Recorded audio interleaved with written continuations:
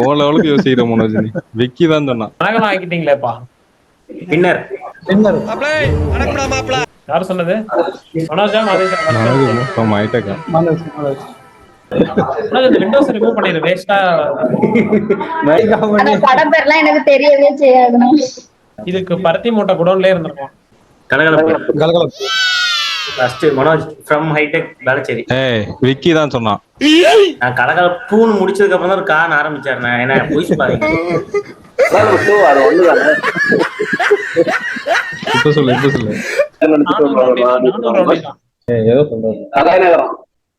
இப்ப நான் எல்லா படத்துக்கும் போயிட்டு வந்துருக்கீங்களே.